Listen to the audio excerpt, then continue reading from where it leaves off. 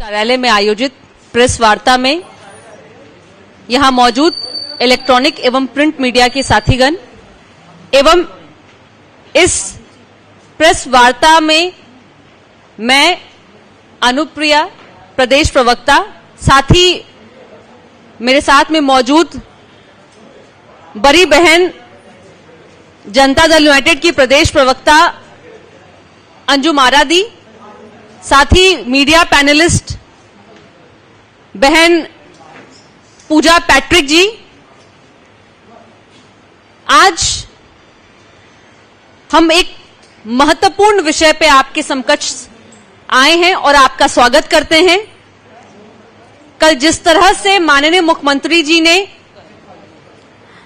महिला संवाद यात्रा को हरी झंडी दिखाई है, वह यात्रा जो पूरे बिहार में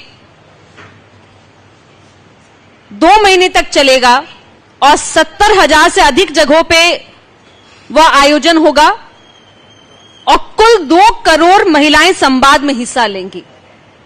और हमारा महिला संवाद यात्रा से हमारी महत्वाकांक्षा यह है कि बिहार में जितनी योजनाएं जो चली हैं, विभिन्न योजनाओं, महिलाओं को मजबूती के लिए, महिलाओं के सशक्तिकरण के लिए, महिलाओं की आर्थिक, सामाजिक, राजनीतिक मजबूती के लिए, जिस तरह से माननीय मुख्यमंत्री जी के दृढ़ संकल्प से आज महिलाओं के दृश्य परिदृश्य जो बदली है उसका जायजा लेंगे और उस जायजे लेने के बाद आगामी समय, आने वाले समय में कैसे और किस तरह से उनकी मजबूती के लिए, आधी आबादी की मजबूती के लिए हम योजनाओं को निर्माण करेंगे।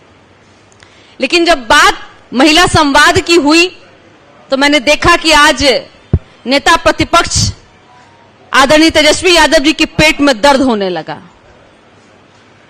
छटपटाहट बढ़ गई, क्योंकि उनको पता है कि आधी आबादी जहां खड़ी होती है उसका अर्थ होता है कि माननीय मुख्यमंत्री जी के नेतृत्व को और मजबूती देना। लेकिन राजनीतिक महत्वाकांक्षा इस कदर उन पे हावी हो गई है कि कोई भी योजना उनके लिए उनकी राजनीतिक पतन का एक मार्ग समझ में आ रहा है, जिससे वो चिंतित महसूस हो रहे हैं और अनर्गल प्रलाप कर रहे हैं। मैं उनको बता दूं कि उनकी सोच की तरह हमारी पार्टी काम नहीं करती है। उनकी सोच अपनी राजनीतिक, पारिवारिक राजनीतिक पर सीमित है। हमारे लिए पूरा बिहार हमारा परिवार है।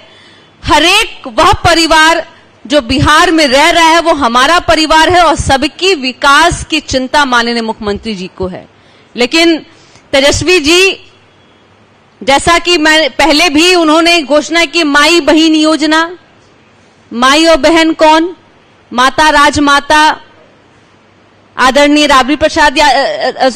राबड़ी देवी जी और बहन, 2 बहनें आ गई हैं, मीसा भारती जी और रोहिणी आचार्य, कई कतार में हैं। यही योजना चलेगा, लेकिन हमारी योजना है सीधा संवाद, महिला से संवाद, उनकी सशक्तिकरण में किस तरह की विकास की गाथा लिखी गई है और कहां अभी हम पीछे हैं, इसका जायजा लेकर के उनकी मजबूती के लिए काम करेंगे। लेकिन उन परिवारवादी पार्टी को ये बात समझ में नहीं आएगा। आप चिल्लाइए, आप रोइए, लेकिन वोट वहीं गिरेगा जहां महिलाओं को सम्मान होगा। महिला की सम्मान के लिए नीतीश कुमार जी हैं और वोट भी 2025 में महिलाएं इसी रूप में बताएंगी। इसी बात को आगे रखने के लिए मैं पूजा जी से आग्रह करूंगी कि इस प्रेस वार्ता में और भी जो बातें हैं जो रखनी है, अब पूजा जी आगे बात करेंगी। बहुत बहुत धन्यवाद बहन अनुप्रिया जी। सभी मीडिया से आए हुए हमारे भाइयों को सबसे पहले आभार कि आप इस प्रेस वार्ता में यहां मौजूद हैं। महिला जिसको 50% आधी आबादी कहा जाता है, और आज जब हमारी महिला संवाद यात्रा हमारे माननीय मुख्यमंत्री जी ने झंडी दिखाकर उसको रवाना किया है, तो हमारी विपक्ष के पेट में बहुत तेज की मरोड़ उठ रही है। वो विपक्ष जिसने आज तक महिलाओं के उत्थान के लिए, उनके सशक्तिकरण के लिए कुछ भी नहीं किया, और आज वह भयभीत है कि कैसे ये महिला संवाद यात्रा ऐसा ना हो जाए कि माननीय मुख्यमंत्री जी के किए हुए कार्यों के लिए ये जो यात्रा निकाली गई है और हमारी बहन और बेटियों से वार्ता करेगी कि उन्हें कोई तकलीफ, कोई दिक्कत, कोई परेशानी तो नहीं, कहीं ये उनके कम महिला वोट का सबब ना बन जाए। तो विपक्ष के नेता तेजस्वी जी, पेट में मरोड़ आगे के लिए भी तैयार रहिए, क्योंकि ये पहली बार नहीं है कि हमारे मुख्यमंत्री श्री नीतीश कुमार जी ने अपनी बेटियों और अपने बहनों के लिए कोई ऐसी यात्रा निकाली हो। वर्तमान में ये यात्रा निकली है और पहले भी कई यात्राओं के माध्यम से उन्होंने अपने प्रदेश की बहनों, माताओं और बेटियों से संवाद कर उनकी परेशानी और उनकी दिक्कतों का जायजा लिया है। अब मैं हमारे चार्ज शीटेड हमारे पूर्व उप मुख्यमंत्री तेजस्वी जी के बारे में क्या कहूं। उनकी माई बहन योजना, बस एक योजना का छलावा देकर वो चाहते हैं कि प्रदेश की, बिहार की महिलाएं और बेटियां जो है उनकी झोली में वोट डाल दे।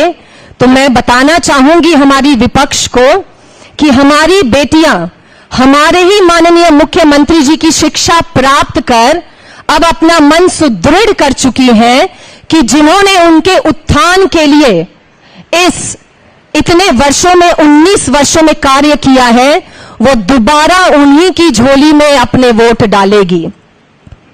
हम अगर अपने मुख्यमंत्री श्री नीतीश कुमार जी को देखें तो हम यहां 3 बहनें बैठी हैं।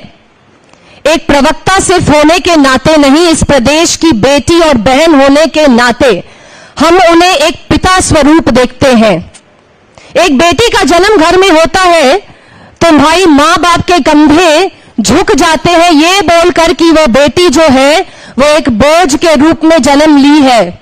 लेकिन आज 2005 के बाद से हमारे पिता स्वरूप माननीय मुख्यमंत्री जी ने बेटियों के लिए जितना काम किया है, आज बेटियों को अभिशाप नहीं बल्कि आशीर्वाद माना जाता है। 2005 के पहले की ज्यादा चीजों को मैं गिनाना नहीं चाहूंगी, क्योंकि हमारे पास अपनी उपलब्धियां गिनाने के लिए इतना कुछ है कि अगर बोलने जाए तो यह प्रेस वार्ता 5 मिनट, 10 मिनट क्या 5 घंटे से पहले खत्म नहीं होगी। लेकिन मैं यहां जरूर कहना चाहूंगी कि राजद सुप्रीमो लालू प्रसाद यादव जी ने अभी से कुछ महीने पहले हमारे बिहार को, बिहार उनकी एक्स की पोस्ट में याद कर रही हूं, एक्स की पोस्ट में उन्होंने बिहार इज इक्वल टू बलात्कार शब्द का प्रयोग किया था। अरे भाई आप कैसे इंसान हैं? अरे भाई आप कैसे पूर्व के हमारे मुख्यमंत्री हैं कि हमारे बिहार प्रदेश के नाम को एक्स की पोस्ट पर शर्मसार करने में भी आपको लज्जा नहीं आई थी? इस तरह के शब्दों का आप प्रयोग करते हैं। और उसी तरह से हमारे चार्ज शीटेड तेजस्वी जी भी सिर्फ एक माई बहन योजना अंतर्गत हमारी बहनों के वोट को लूट लेना चाहते हैं। तो घबराइए नहीं, हमारी बेटियां सशक्त हो चुकी हैं और आपको वो 2025 में दिखा के जरूर दम लेंगी कि वो वोट जो है वो विकास की गोद में डालेंगी, ना कि किसी दूसरी अन्य पार्टी के गोद में। अभी अभी सुनने में आया कि कांग्रेस भी जो है हमारी, वो भी हमारी विपक्ष की पार्टी, वो भी महिला संवाद के लिए बहुत ही लालायित हो उठी है। तो भाई चलिए ठीक है, कोई बात नहीं, देर आए दुरुस्त आए, और हमारे माननीय मुख्यमंत्री जी से प्रभावित होकर, उनके महिला सशक्तिकरण के कार्यों से प्रभावित होकर आप भी संवाद यात्रा निकाल लीजिए। लेकिन ध्यान रहे कि महिला वोटर हमारे विकास पुरुष माननीय मुख्यमंत्री जी के साथ है और साथ थी और भविष्य में भी साथ रहेगी। थोड़े अगर हम लोग आंकड़ों में थोड़ा चले जाएं अगर, तो जैसे मैंने कहा कि एक परिवार में बेटी का जन्म हो तो उसे बोझ मान लेते हैं, लेकिन मुख्यमंत्री जी के कार्यों की वजह से बेटियां अब बोझ नहीं आशीर्वाद हो गई हैं। तो बेटी के जन्म पर 1 वर्ष पूरा होने पर तथा आधार कार्ड पंजीयन कराने पर हमारी बेटियों को बहुत अच्छे से अनुदान राशि दी जाती है। जब बेटियां अपनी प्रारंभिक शिक्षा में स्कूल जाना शुरू करती हैं तो उन्हीं के लिए कन्या उत्थान योजना के तहत हमारे माननीय मुख्यमंत्री ने बालिका साइकिल योजना और छात्रवृत्ति योजना का लाभ हमारी प्रदेश की बेटियों को दिया है। जब वो इंटर पास करती हैं तो 25,000 की राशि उनको दी जाती है। जब वो स्नातक पास करती हैं तो उन्हें 50,000 का स्कॉलरशिप दिया जाता है। और मैं बता दूं कि हमारी बेटियों की शादी की जिम्मेदारी भी हमारे मुख्यमंत्री नीतीश कुमार जी ने अपने कंधे पर उठाई है। तो इतनी योजनाओं के तहत हमारी बेटियों के कल्याण के लिए, हमारी बेटियों के उत्थान के लिए हमारे माननीय मुख्यमंत्री जी जो काम कर रहे हैं उसकी तुलना ये माई बहन योजना की 2500 की राशि क्या करेगी। ये 2500 की राशि तो वही बात हो गई कि चलिए भाई ऊंट के मुंह में जीरा। ये हमारा योजना, हमारे माननीय मुख्यमंत्री जी के द्वारा चलाई गई योजना कहीं भी स्टैंड नहीं करती ये माई बहन योजना के तहत। और चलिए मैं अब अपनी वाणी को विराम दूंगी और हमारी बहन प्रदेश प्रवक्ता अंजू महाराज जी से अब मैं आग्रह करूंगी कि वो इस प्रेस वार्ता को बढ़ाएंगी। बहुत बहुत धन्यवाद पूजा जी। आज के प्रेस कॉन्फ्रेंस में पार्टी के प्रवक्ता अनुप्रिया जी, पूजा पैट्रिक जी और तमाम हमारे प्रिंट और इलेक्ट्रॉनिक मीडिया के संवाददाता बंधुगण और छायाकार बंधुगण, आप सभी का बहुत बहुत स्वागत है। जैसा कि अनुप्रिया जी ने और पूजा जी ने आपको ब्रीफ कर दिया कि माननीय मुख्यमंत्री नीतीश कुमार जी की सशक्तिकरण नीति रही है, वेमेन एम्पावरमेंट की दिशा में जो काम उन्होंने किया है उसको लेकर के कल महिला संवाद रथ 600 डिजिटल रथ को माननीय मुख्यमंत्री जी ने हरी झंडी दिखा करके रवाना किया। उसके बाद से लगातार विपक्ष के द्वारा बयान आने लगे, बैठकें होने लगी और एक निगेटिव परसेप्शन, निगेटिव एक बयान आना शुरू हुआ। और एक चीज और आप लोगों को देखने को मिला होगा कि माननीय मुख्यमंत्री नीतीश कुमार जी ने महिला सशक्तिकरण जो बिहार में किया है, महिलाओं को, आधी आबादी को जो उनका कॉन्स्टिट्यूशनल राइट, समानता का अधिकार जो होता है राजनीतिक, शैक्षणिक, आर्थिक और वो तमाम अधिकार जो उन्होंने सुनिश्चित कराया, तो अच्छी बात, सुखद बात ये लगी कि लगातार जो महिला विमर्श हो रहा है विपक्ष के द्वारा, तो उन्हें अब समझ में आया कि महिला शक्ति क्या होती है। वरना 2005 के पहले की जो सरकारें रही, मैक्सिमम सरकारें विपक्ष की ही रही बिहार में, महिलाओं के साथ विमर्श तो दूर की बात है, उनके जो अधिकार थे, उनके जो सपने थे, उसके लिए भी विपक्ष ने कभी नहीं सोचा था। महिलाएं तो कभी एक हम कहें कि एक मनुष्य के तौर पे उनको माना ही नहीं जाता था। घर की दहलीज के अंदर बंद थी, दरवाजे तो दूर, रोशनदान को भी बंद कर दिया गया था। तो माननीय मुख्यमंत्री नीतीश कुमार जी ने महिलाओं को सशक्त करके एक महिला विमर्श का वातावरण बनाया है। ये एक सुखद, लगातार जो विपक्ष की चिंताएं हो रही है, कांग्रेस कह रही है कि महिलाओं के साथ बैठक करेंगे, प्रशिक्षण करेंगे, नेता प्रतिपक्ष भी लगातार बयान दे रहे हैं। तो हम महिलाएं जो हमारी आगे बढ़ी हैं हर एक सेक्टर में, और साथ ही साथ विपक्ष जिस तरह से विमेन इश्यूज पे विमर्श कर रहा है, तो ये हमारी कामयाबी रही है। अभी अनुप्रिया जी ने आपको बताया कि जो रथ रवाना हुए, 600 रथ रवाना हुए डिजिटल रथ, वो 60 दिनों में 2 करोड़ बिहार की महिलाओं से संपर्क स्थापित करेंगे, संवाद स्थापित करेंगे और वो जानना चाहेंगे, जिसमें जीविका दीदी भी होगी, महिला दीदी भी हमारी होंगी, ममता दीदी भी होंगी, तमाम वो महिलाएं होंगी जो समाज को योगदान दे रही हैं, समाज में वो आगे बढ़ रही हैं। और आम महिलाओं से भी कि जो कल्याणकारी योजनाएं 2005 के बाद से माननीय मुख्यमंत्री नीतीश कुमार जी की चली हैं, जिससे एक महिला सशक्तिकरण स्पष्ट तौर पे महिलाओं का लाइवलीहुड में परिवर्तन हम लोग को स्पष्ट तौर पे देखने को मिला है। तो और उन योजनाओं को किस तरह से हम और ज्यादा प्रभावी ढंग से पहुंचा सकते हैं या उनके क्या सुझाव हैं, क्योंकि इसके पहले तो महिलाओं के साथ विमर्श ही नहीं होता था, उनका राय लेना भी उचित नहीं समझा जाता था।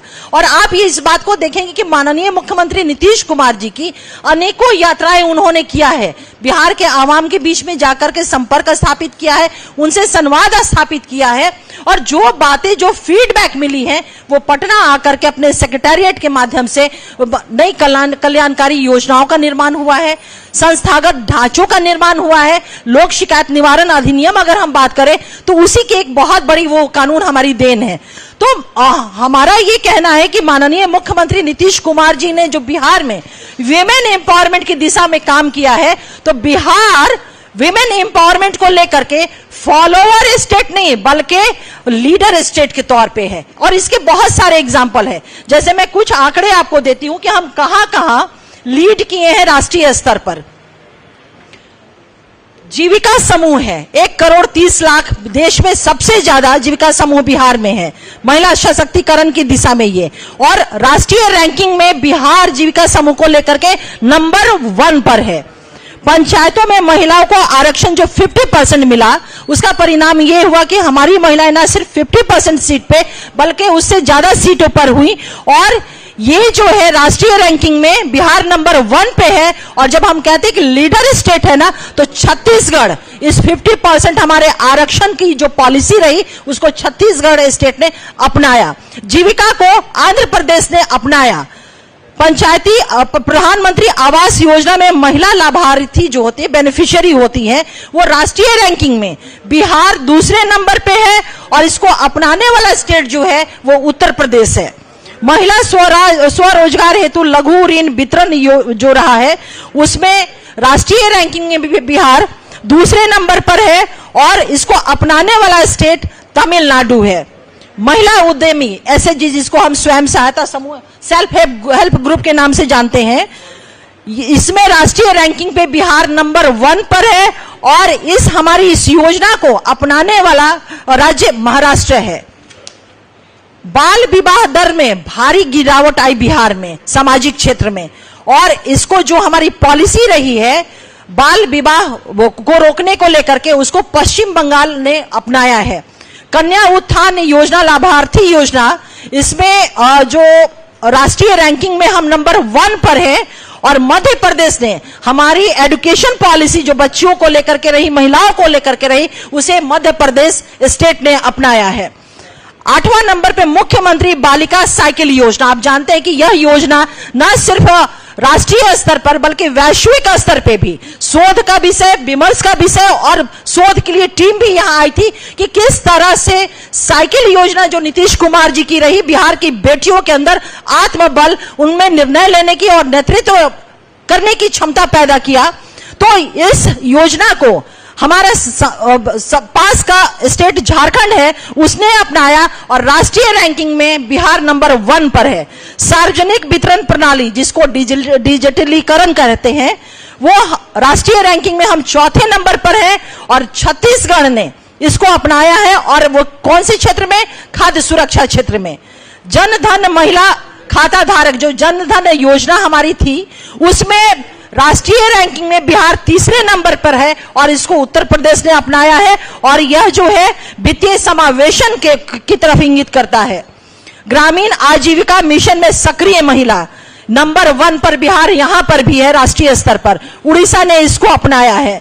प्रधानमंत्री मातृ वंदन योजना बेनिफिशियरी जो हमारी है, वो राष्ट्रीय रैंकिंग पर इस योजना को लेकर के बिहार 2रे नंबर पर है। और राजस्थान ने हमारे इस सिस्टम को, हमारे इस प्रणाली को अपनाया है। One stop crisis centre, Nirbhaya के बाद आप लोगों ने देखा होगा कि जिस तरह से पूरे देश में विमेन रिलेटेड जो ऑफेंस थे, हिंसा थे, उसको लेकर के निर्णय हुए। उसी निर्णय के तहत वन स्टॉप क्राइसिस सेंटर का भी निर्माण हुआ। बिहार, आपको खुशी होगी इस बात को जानकर के कि विमेन जो वायलेंस है उसको लेकर के हमारी सरकार बहुत ही सजग और बहुत ही संवेदनशील और वैसे अपराधों के ऊपर इमीडिएट कार्रवाई करने वाली संवेदनशील हमारी सरकार है। और इस मामले में भी बिहार राष्ट्रीय स्तर पर रैंकिंग में दूसरे नंबर पर है और हमारे उस तौर तरीके को, हमारे उस एग्जीक्यूशन की पॉलिसी को उत्तर प्रदेश ने अपनाया है। महिला शौचालय निर्माण, जिसे हम SBB कहते हैं, स्वच्छता से जुड़ा हुआ यह योजना है हमारी। राष्ट्रीय रैंकिंग में बिहार तीसरे नंबर पर है और जिस तरीके से हमने इस तीसरा रैंकिंग हासिल किया है उसे गुजरात ने अपनाया है। ग्रामीण महिलाओं में के पेयजल कनेक्शन को लेकर के बिहार राष्ट्रीय स्तर पर दूसरे रैंकिंग पर है, जल आपूर्ति से संबंधित योजना है और हरियाणा ने इसे अपनाया है। हम लीडर स्टेट के तौर पे हम हैं यहां भी। डिजिटल साक्षरता में महिलाओं की भागीदारी जो डिजिटल समावेशन की तरफ इंडिकेट करती है, यह कर्नाटका ने अपनाया है और राष्ट्रीय स्तर पर हम तीसरे नंबर पर है। इसमें दो और है हमारा जिसमें हम लीडर स्टेट के तौर पर राष्ट्रीय स्तर पर स्थापित हुए हैं, वो है पोषण अभियान। लाभार्थी महिलाएं पोषण से जुड़ा हुआ है। ICDS का यह मासिक रिपोर्ट से यह प्राप्त हुआ है और मध्य प्रदेश ने इसे अपनाया है। महिला हिंसा रिपोर्टिंग में वृद्धि, दिल्ली ने इसे अपनाया है और हम राष्ट्रीय स्तर पे 5वें में। और कृषि में महिलाओं की भागीदारी, ये एक बहुत ही महत्वपूर्ण है कि कृषि एक ऐसा क्षेत्र था जो माना जाता था कि वो पुरुषों से जुड़ा हुआ है, लेकिन नीतीश कुमार जी की, माननीय मुख्यमंत्री नीतीश कुमार जी की महिला सशक्तिकरण ओवरऑल डेवलपमेंट की जो पॉलिसी रही, मुकम्मल पॉलिसी रही, उसमें कृषि सेक्टर भी अनछुआ नहीं रहा। यहां भी बिहार की महिलाओं ने जो काम किया है कृषि विभाग को लेकर के, कृषि को के सेक्टर में राष्ट्रीय स्तर पर बिहार चौथे नंबर पर रैंकिंग में है और पश्चिम बंगाल ने इसे अपनाया है। तो बिहार ने महिला सशक्तिकरण के कई क्षेत्रों में राष्ट्रीय स्तर पर अग्रणी स्थान हम लोगों ने प्राप्त किया है, जो दिखाता है कि माननीय मुख्यमंत्री नीतीश कुमार जी की महिला एम्पावरमेंट को लेकर के जो पॉलिसी थी, किस तरह से वो धरातल पर फलीभूत हुई है। मैं पूछना चाहती हूं कि कांग्रेस से, कि कांग्रेस प्रेस कॉन्फ्रेंस करती है, भ्रष्टाचार पे बोल रही है, पलायन पे बोल रही है और भी महिला संवाद पर अगर वो बोल रही है, तो मैं पूछना चाहती हूं कि राष्ट्रीय जनता दल के नेता के साथ बैठ करके क्यों नहीं प्रेस कॉन्फ्रेंस कर रहे हैं? क्यों नहीं आप इस विषय पे बोल रहे हैं? चारा घोटाला, अलकतरा घोटाला, डर गए हैं क्या कि कहीं बैठेंगे तो दामन, उनके भी दामन पे इसका छींटा ना पड़ जाए? कांग्रेस की जो भ्रष्टाचार की बातें रही हैं, एक तरफ तो केजरीवाल जी को वो कहते हैं, केंद्र का जब चुनाव होता है, लोकसभा चुनाव होता है, तो केजरीवाल जी इनके लिए ईमानदार व्यक्ति बन जाते हैं। लेकिन जब विधानसभा का चुनाव होता है तो कांग्रेस की सरकार, कांग्रेस वहां पर केजरीवाल जी को बेईमान कहती है, भ्रष्टाचारी कहती है। तो ये वो तय कर ले कि अगर केजरीवाल जी भ्रष्टाचारी हैं तो नेता प्रतिपक्ष बिहार तेजस्वी यादव जी को किस संज्ञा से वो नवाजेंगे? क्योंकि हम लोग जानते हैं चार्जशीटेड है ना भाई। बोल रहे थे अभी थोड़ी देर पहले प्रेस कॉन्फ्रेंस में, नेता प्रतिपक्ष महिला संवाद पे बोल रहे थे, निगेटिव नैरेटिव सेट करने की कोशिश कर रहे थे, कह रहे थे कि पैसों की ये बर्बादी है। निश्चित रूप से उन्हें लगेगा, महिलाओं पे खर्च किए गए पैसे उनको बर्बादी लगेगी। महिलाओं के लिए जो कल्याणकारी योजना है उनको बर्बादी लगेगी। महिलाओं के लिए हो रहे काम, विकास परक काम, उनके लिए निश्चित रूप से बर्बादी लगेगी, क्योंकि उनके लिए महिला का मतलब सिर्फ अपने परिवार की महिलाओं का सशक्तिकरण और अपने परिवार की महिलाओं का विकास है, इसके अलावा कुछ भी नहीं। और एक तरफ हमारे माननीय मुख्यमंत्री नीतीश कुमार जी का बिहार की वो तमाम बेटियां, बिहार की वो तमाम महिलाएं, उनके सशक्तिकरण, अगर वो सभी का सशक्तिकरण होता है तब उनका मानना है कि मैं मानूंगा कि बिहार की तमाम बेटियों और महिलाओं का सशक्तिकरण हुआ। पूरा बिहार माननीय मुख्यमंत्री नीतीश कुमार जी का परिवार है और यही कारण है कि हम जानते हैं कि विकास एक सतत प्रक्रिया है। विकास कभी मुकम्मल नहीं हो सकता है जब तक ये सृष्टि या डेवलपमेंट होता रहेगा, और उसी सतत प्रक्रिया एक शाश्वत है कि जिसके वजह से महिला संवाद रथ निकाला गया। उसमें क्या कर रहे हैं कि महिला संवाद रथ की जरूरत क्यों? वोट बैंक, वोटरों की बात कर रहे हैं।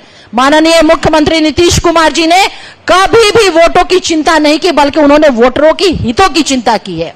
और ये कोई कहने की बात नहीं है, ये वेल नोन फैक्ट है, ये स्थापित है, ये साबित सत्य